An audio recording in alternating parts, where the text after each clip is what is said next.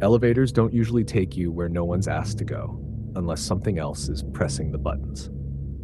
Hi, I'm Angel, and what I'm about to share isn't just a weird hotel glitch. It's something that still gives me chills when I think about it. It happened during a staycation at a five-star hotel in South Jakarta. My friend Darlene was visiting from out of town, and we thought we'd treat ourselves. Great location, gorgeous rooms, and thanks to pandemic discounts, an absolute steal. $15 a night for a place that usually cost $150. Seemed too good to pass up. I arrived around 5 p.m. Darlene had checked in earlier. The front desk gave me the access card for room 1101 on the 11th floor. The hotel lobby was grand, with 4 elevators, 2 on each side. I headed to the far right one. When the doors opened, 3 people were inside. 2 stepped out, and the third, a woman, stayed.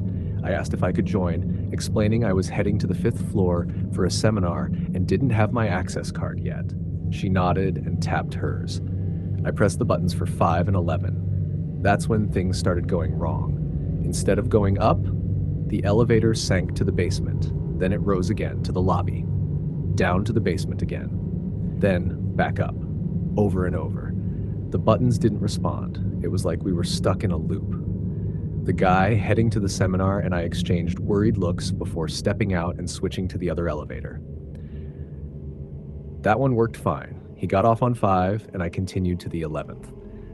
When I stepped out, the hallway was still and silent. The receptionist had mentioned most of the rooms on that floor were empty, with the guests all down at the seminar. I didn't think much of it at the time. Around 5:30 p.m., I went to shower. The moment I stepped into the bathroom, something felt off. The air was heavier, colder, and the lighting seemed dimmer despite being just as bright. I couldn't shake the feeling that someone or something was watching me from the far corner of the room. Then, while I was drying off, I heard it. The distinctive sound of the room door opening. It wasn't subtle. This door made a loud pull and slam sound. I instantly called out, "Darlene?" No answer. I told myself maybe she couldn't hear me, that the bathroom was soundproof. So I continued getting ready, assuming she was in the room. When I stepped out around 6:30, the room was empty. No sign of Darlene. I was sure I'd heard the door open. Still, I brushed it off. Maybe she'd come in, seen I was busy, and stepped back out. 2 hours passed. At 8:45 p.m., the doorbell rang. "Angel, it's me, Darlene." I opened the door and she breezed in, apologizing. "Sorry, I just got back, was out with my fiance." I said, "Oh, no worries. Did you stop by earlier? I thought I heard the door open while I was in the shower." She looked puzzled. "What? No, this is the first time I've come back since this morning." That stopped me cold. I knew I heard the door open, but I kept it to myself. No point freaking her out. The next morning, we planned to head out for the day. I ordered an online taxi and we made our way to the elevators. The first one to arrive was the same one that had glitched the day before. I stopped her. "Let's not take this one. It's the one that messed up yesterday." But Darlene shrugged. "I used it last night. It was fine. Come on." Reluctantly, I followed. She pressed G. The elevator began to descend and stopped on the first floor. The doors opened to reveal a massive, empty ballroom, completely dark. No staff, no guests, just silence. We waited inside. No one entered. Then the doors slowly closed, and instead of going down, the elevator rose to the 5th floor. Strange. The day before, this elevator refused to go to the 5th. The doors opened. We saw 2 janitors cleaning up from the seminar. Again, no one stepped in. The elevator closed and dropped back down to the 1st floor. Again, the same dark ballroom. And then suddenly, it surged upward. I gripped the railing as the elevator shot up past the 11th floor, all the way to the 23rd, the highest floor.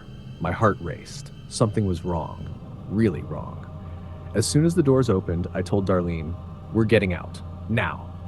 We stepped into a dim hallway lit only by emergency lights and a faint glow from a nearby building.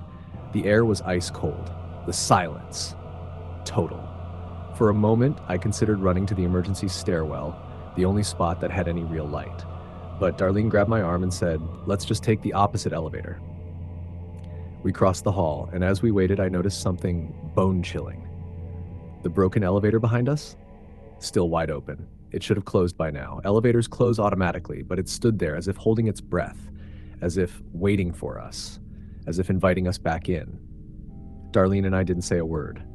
We just turned our backs eyes shut tight, whispering prayers as we waited.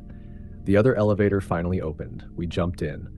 But even that one wasn't safe. It made creaking, groaning sounds all the way down, like its cables were fraying. We held hands and kept praying. When we finally reached the ground floor, we rushed outside. Our driver had been waiting a while. We apologized over and over. Later that night, after a day of sightseeing, we headed back to the hotel around midnight. Another taxi, another chatty driver, until he casually asked, "You two are staying there? Thought that place had been empty for 3 years." My stomach dropped. "Really?" "Yeah," he said. "Heard it shut down during the pandemic. Management changed. I'm surprised it's open again." Then, more quietly, "Have you experienced anything strange?" I looked at Darlene. She looked at me. We told him about the elevator, about the door, about the 23rd floor. He nodded, smiling faintly. "Be careful, miss, and pray a lot when you sleep in places like that." Once back at the hotel, Darlene said, "I can't let this go. I need to say something." So we went to the front desk. 2 receptionists were there. She approached one while I stood nearby. "Excuse me," she asked. "Is the 23rd floor open today?" The receptionist replied, "Oh, it'll open for a New Year's event, December 29th through January 1st. "No," Darlene said. "I mean today. This morning, we took the elevator from 11. It took us down to 1, then suddenly shot up to 23. The receptionist smiled politely. "Ah, that might have been part of the setup. Maintenance for the event." Darlene frowned. "Next time you run maintenance, maybe make sure people aren't still inside. That was terrifying. I was lucky I wasn't alone." The receptionist nodded. "Apologies, ma'am. We'll forward your feedback." Frustrated, Darlene went back to the room. I stayed to collect a package with security. That's when I overheard it. The other receptionist, who'd been serving someone else, turned to the one who helped Darlene and asked, "What was that about?" He just shrugged. "Oh, you know, usual 23rd floor stuff." The other one nodded. "Ah, yeah." I stood there frozen. I never told Darlene. I didn't want to freak her out even more. That night, we barely slept. Later, I got curious and commented on a video, one where others were sharing creepy hotel stories. A few women described nearly identical experiences in the same hotel. A lift technician replied to one of the comments. "That's not a mechanical failure," he said. "That's not a technical issue. That's a disturbance from something not human."